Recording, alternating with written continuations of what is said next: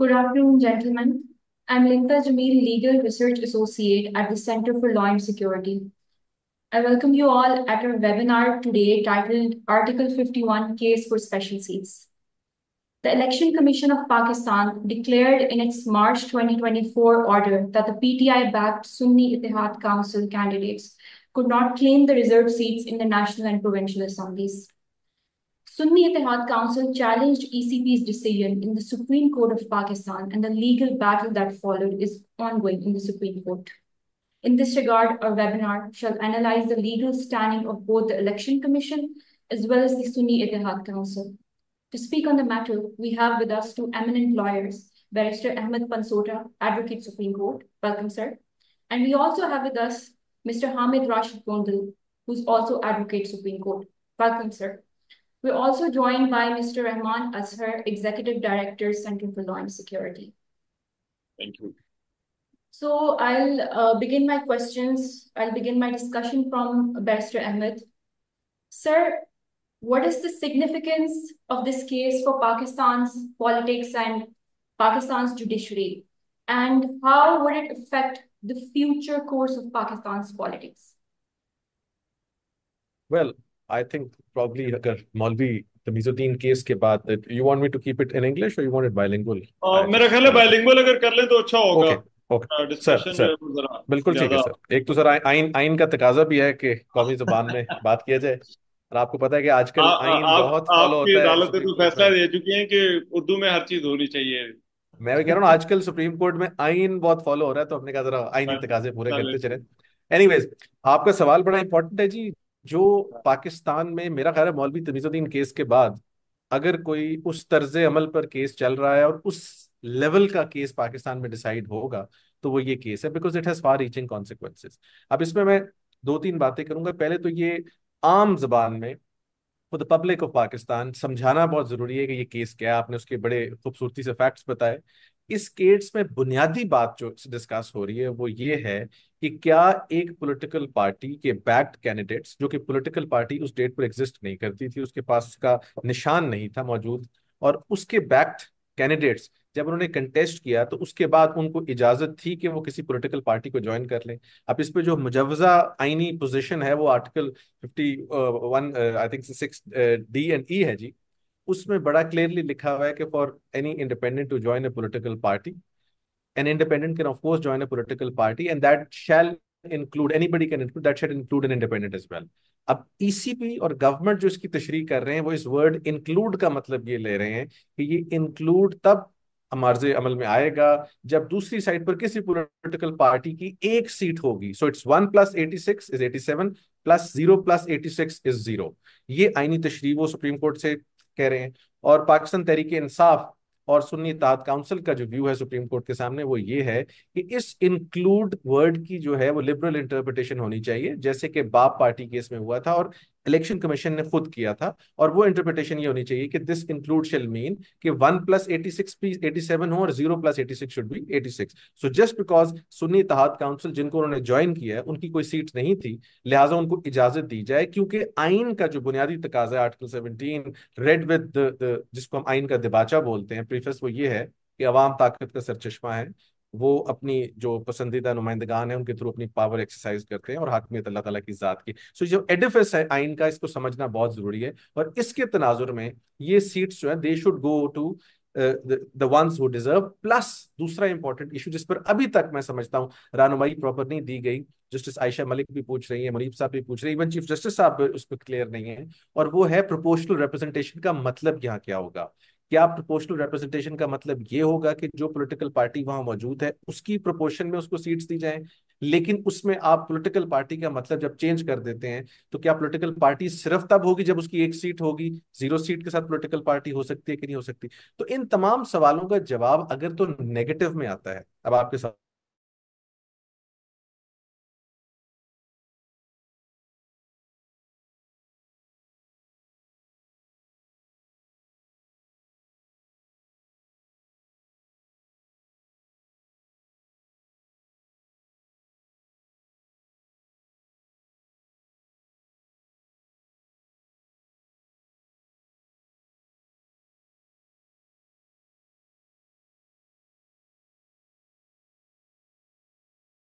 सकता है। host has gone missing.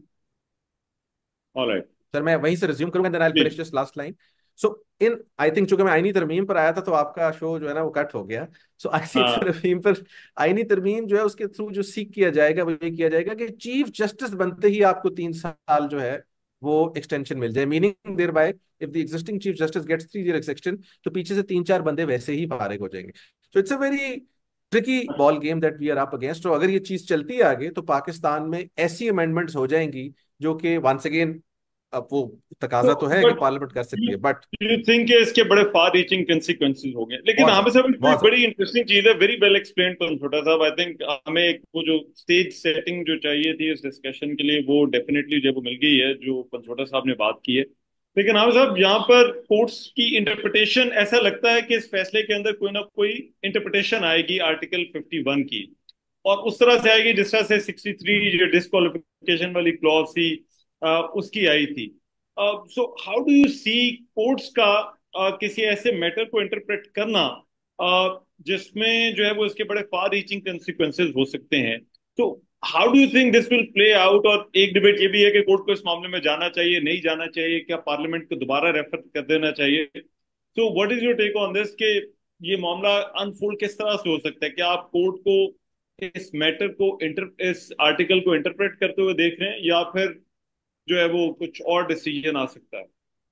Ahmad साहब ने बड़ी क्लियर कट बात और बड़ी लेमैन के अल्फाज में बात बताई कि 1 + 87 = 88 और 0 + 88 = 88। अभी मसला ये है कि सुन्नी इत्तेहाद काउंसिल के पास अपनी कोई सीट नहीं है, लेकिन उनके पास इंडिपेंडेंटली रिटर्न कैंडिडेट्स भी हैं और पीटीए के कैंडिडेट्स ने भी उन्हें सपोर्ट किया हुआ है, ज्वाइन किया हुआ है। अभी वो एक पॉलिटिकल पार्टी है। अभी जो कोर्ट के पास सवाल है, जो कि केस ऑफ फर्स्ट इंप्रेशन है, कि क्या कोई ऐसी पॉलिटिकल पार्टी जिस who has 0 seat in national assembly, लेकिन उसके जो इत्तेहादी हैं उनकी सीट्स हैं, क्या वो पॉलिटिकल पार्टी है? अगर इस जवाब का कोर्ट जवाब देती है हाँ में, तो सुन्नी इत्तेहाद कौंसिल को सीट्स मिल जाती हैं। अगर इसका जवाब आता है नहीं में, तो फिर Sunni Ittehad council, I am afraid, शायद वो सीट्स देने में कामयाब ना हो पाए सर। तो आप ये कह रहे हैं कि डिबेट इज मोर अराउंड कि सुन्नी इत्तेहाद कौंसिल को पॉलिटिकल पार्टी माना जाता है या नहीं माना जाता? जी बिल्कुल। क्या सुन्नी इत्तेहाद कौंसिल जो एक पॉलिटिकल पार्टी है, क्या वो पार्लियामेंट के अंदर भी पॉलिटिकल पार्टी है व्हेन इट हैज 0 सीट्स? उसकी जो भी हाँ। सीट्स हैं, उसके जो इंडिपेंडेंट रिटर्न कैंडिडेट्स हैं उनकी हैं या उसके एलाइज की हैं? इस सवाल के जवाब पे ये सारा केस रिवॉल्व करता है कि क्या Sunni Ittehad council is a political party in parliament और only on papers before election commission of Pakistan. अच्छा, लेकिन जब आर्टिकल 63A वाली जो इंटरप्रिटेशन आई थी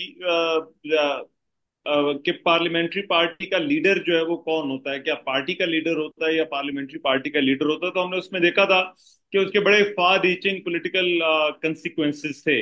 उस वक्त एक बहुत ज्यादा बात ये की जा रही थी कि कोर्ट्स को रेफर कर देना चाहिए था पार्लियामेंट को, कि अगर कहीं पर अगर आइन खामोश है तो वहां पर दोबारा जो है वो पार्लियामेंट में जाया जाए और पार्लियामेंट उसकी तशरीह करे या पार्लियामेंट उसको क्लैरिफाई करे। आपके ख्याल में क्या ये बेहतर रास्ता हो सकता है कोर्ट के लिए इस केस के अंदर भी, कि पार्लियामेंट डिसाइड करे कि क्या पॉलिटिकल पार्टी है और क्या पॉलिटिकल पार्टी, कौन पॉलिटिकल पार्टी नहीं है?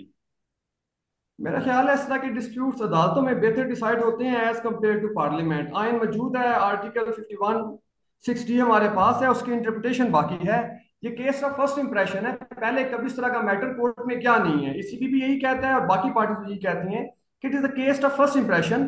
पहले कभी इस तरह के केस पे कोर्ट ने रूलिंग नहीं दी। मेरा ख्याल है ये मैटर जो है कोर्ट ही डिसाइड करेगी। ठीक है। अच्छा पंचोड़ा साहब, एक डिबेट जो कि अभी अदालत के अंदर हो रही है, अब वो इस बात पर है कि आप लॉ को डिफाइन कैसे करते हैं। क्या बहुत नैरो लिटरल इंटरप्रिटेशन होती है जिसकी तरफ हम देख रहे हैं कि कुछ जजेस जो हैं वो लीन कर रहे हैं, इंक्लूडिंग चीफ जस्टिस, जिन्होंने अपने रिमार्क्स में बड़ा क्लियरली कहा कि जो मैटर कोर्ट के सामने है हमने सिर्फ उसी को देखना है, जो फैक्ट्स कोर्ट के सामने हमने उसको देखना है। या फिर जो है वो आपको दूसरा जो है कि थोड़ी एक ब्रॉडर इंटरप्रिटेशन हो सकती है, कंसिडरिंग जो आप बात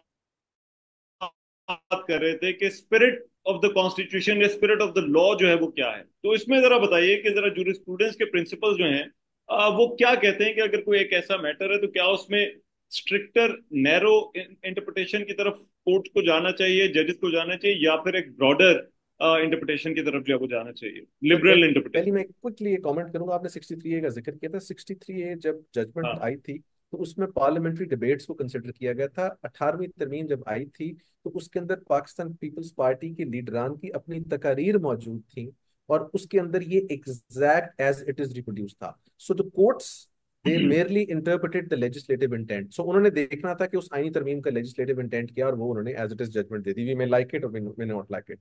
यहाँ पर लेजिस्लेटिव इंटेंट चूंकि उस तरह क्लियर नहीं है तो फिर दूसरे आपके पास ऑप्शन क्या है। आप चूंकि खुद कानून के तालिब इल्म में, सबसे पहले आपने ऑर्डिनरीली प्लेन मीनिंग देना होता है जो टेक्स्ट है कॉन्स्टिट्यूशन का। लेकिन अगर वो ऑर्डिनरी प्लेन मीनिंग जो है वो against the spirit of the constitution जा रहा है या आपकी कंक्लूजन जो है उस तरफ लेके जा रहा है जहां spirit of the constitution is being jeopardised and the spirit being कि पाकिस्तान की अवाम ने जिनको लार्जेस्ट नंबर ऑफ वोट दिए हैं उनके लोग किसी और के साथ शामिल हो जाएं तो फिर आप अगले रूल्स अप्लाई करते हैं जिसमें फिर मिसचिफ रूल भी है। फिर आप लिबरल इंटरप्रिटेशन करते हैं। फिर आप हार्मोनियसली कॉन्स्टिट्यूशनल प्रोविजंस को पढ़ते हैं। हमारा आइन जो है बहुत खूबसूरत आइन है लेकिन हमारा आइन जब हमारे स्टेट ऑफ अफेयर्स में इंप्लीमेंट होता है तो ये बड़ा एक अजीब किस्म का आइन बन जाता है। बल्कि इस प्रेजेंट सिचुएशन में आप देखें, एक तो मैं हर किस इस चीज से एग्री नहीं करूंगा कि ये वापस पार्लियामेंट में जाए। पार्लियामेंट का जो मार्ज वजूद है वो आपके सामने है, जिस किस्म तरीके से पार्लियामेंट आई है तो उसी किस्म का फैसला आ जाएगा। सो उस पार्लियामेंट की बजाय सुप्रीम कोर्ट जो कि एटलीस्ट थोड़ी सी क्रेडिबिलिटी उसकी इस वक्त ज्यादा है, उस सुप्रीम कोर्ट के अंदर कुछ जजेस का व्यू लिटरल इंटरप्रिटेशन का है। और उन जजेस का भी अगर आप पास्ट हिस्ट्री रिकॉर्ड उठा के देखें पिछले 5-7 साल में तो वो बड़ा कन्वीनियंटली कभी हार्मोनियस इंटरप्रिटेशन पर चले जाते हैं, कभी लिटरल पर चले जाते हैं, कभी मिसचिफ रूल पसंद करते हैं, वो भी वक्त और हालात के मुताबिक मुताबिक। बट वो 5-6 जजेस जिनका व्यू एक लिबरल इंटरप्रिटेशन में नजर आ रहा है या हार्मोनियस में, या वो नजर आ रहा है कि जी ऐसी पर, जिसको हम पर्पसिव इंटरप्रिटेशन बोलते हैं कि पर्पस देखा जाए, तो उनका आप देखेंगे तो एक कंसिस्टेंट व्यू है ओवर द लास्ट 10 ईयर्स और 7 ईयर्स और जब से वो बेंच पर मौजूद है। आप उनकी जजमेंट्स उठा लें। तो मैं जाती तौर पर समझता हूँ कोई जज जौन सा मर्जी रूट ले बट इवेंचुअली ये जरूर देखे कि आर्टिकल 17 को आप ट्रम्प नहीं कर सकते, आइन के प्रेफेस को ट्रम्प नहीं कर सकते। आपका जो मकसद है वो ये है कि अवाम के नुमाइंदगान जो हैं they must truly represent will of the people in this country and there should be nothing to the contrary that should reflect will of somebody else. इस चीज को जो है वो आपने मद्देनजर रख के अपनी इंटरप्रिटेशन करनी है। अगर आप उसमें समझते हैं कि लिटरल करना है तो आप लिटरल कर लें। अब देखें, मैं आपको एग्जांपल देता हूँ। मैं सुप्रीम कोर्ट के डिफरेंट बेंचेस में पेश होता रहता हूँ, मौका मिलता है विदाउट नेमिंग देम। एक जज साहब है, उनको कभी दिल करता है शैल का मतलब कहने का, जी शैल का मतलब है शैल। लेकिन कभी उनको हम नहीं पसंद होते तो कहते हैं जी शैल का मतलब तो मे भी होता है। अगर आप देखें पास्ट उठा के देख लें तो मेरा कहने का मकसद ये है कि ये शैल मे की डिबेट से बाहर निकलें और इस चीज के ऊपर हम यकजा हो जाएं कि जो सॉरी अवाम ताकत का सरचश्मा है, अपने नुमाइंदगान के थ्रू पावर एक्सरसाइज करते हैं और हाकमियत अल्लाह ताला की जात की है। इसके बीच में ना कोई इंस्टीट्यूशन है, ना जुडिशरी है, ना कोई और है। ये आइन का बुनियादी जिसको समझ आ जाए उसको टोटल 1.5 मिनट लगता है इस केस को या किसी भी और केस को रिजॉल्व करने में।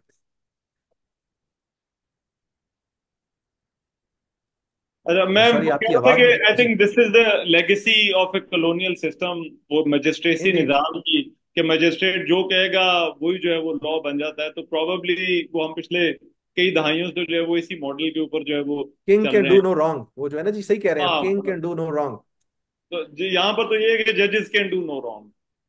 नहीं, तो यहाँ पर है किंग कॉन्ग can do no wrong. Linda, you have a question now. Go ahead. Yes, my next question is from Mr. Hamid. Sir, granting reserved seats to other parties and not through Sunni Ittihad Council, don't you think it is against the proportional representation system as mentioned in clause 6D of Article 51?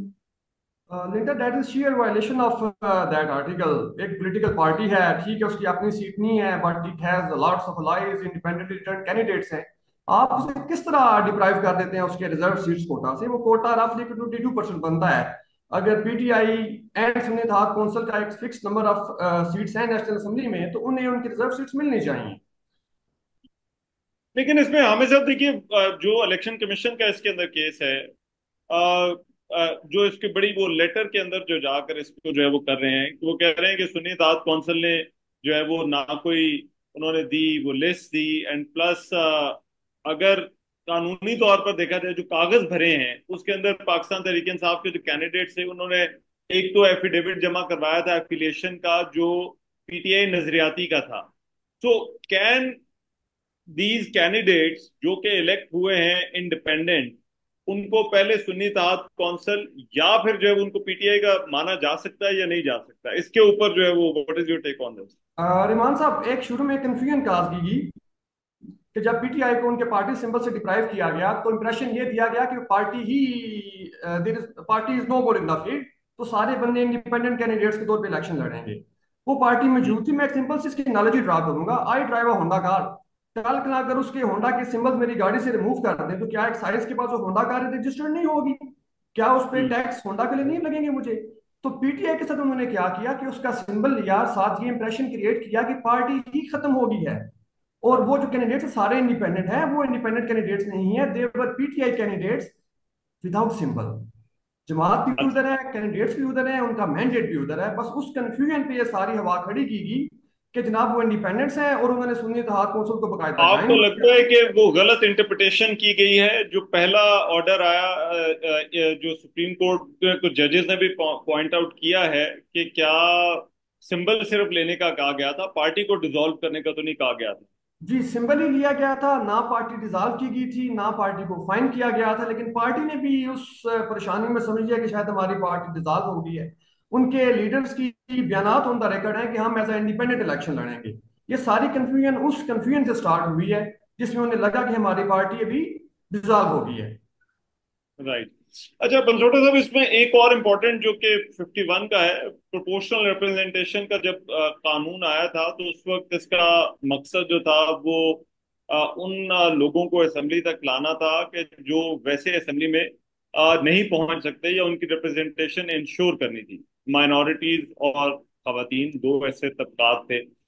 आपको लगता, और gradually उसमें पीछे intent जो है वो ये थी कि शायद जब ये लोग असेंबली के अंदर आएंगे तो उसके बाद इनकी रिप्रेजेंटेशन, इनकी आवाज, और फिर ये जनरल इलेक्शन में भी इलेक्ट होकर जो है वो आएंगे। ये पाकिस्तान में बड़ा एक स्पेशल केस है कि खवातीन की और माइनॉरिटीज की तादाद इस तरह से असेंबली में पहुंचती है। माइनॉरिटीज तो बहुत पहले से जो है वो चला आ रहा है उनका कोटा।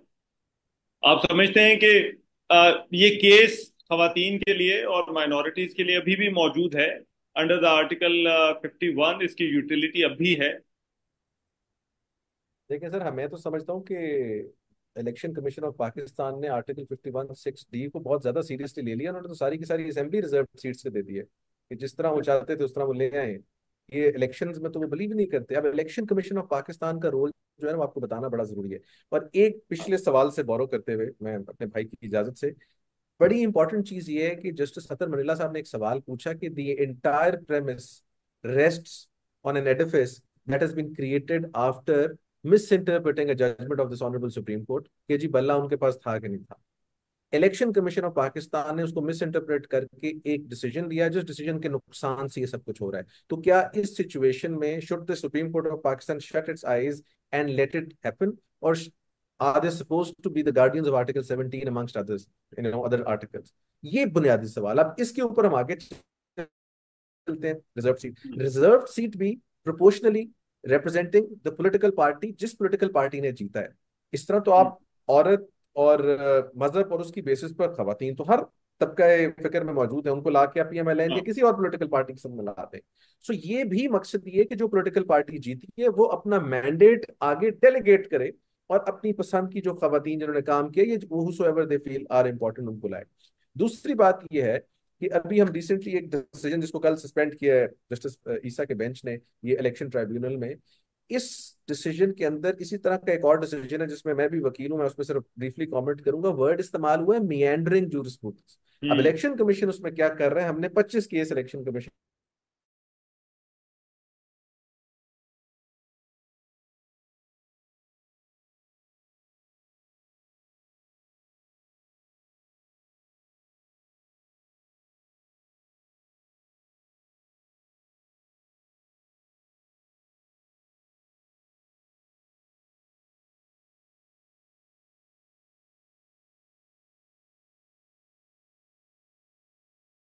को इन मामलों में पढ़ना चाहिए, या फिर वो जो एक एक प्रिंसिपल माना जाता है कि अदालतों को अवॉइड करना चाहिए, लेकिन क्या हमारी अदालतें जो है वो ये अवॉइड कर सकती हैं पॉलिटिकल मैटर्स के अंदर, या पॉलिटिकल मैटर्स पर एडजुडिकेट ना करना? सर एडजुडिकेट करना चाहिए। छोटा सा वाली बात कैरी करूंगा कि इन्हें पता होगा कि कौन सा बेंच मेरे को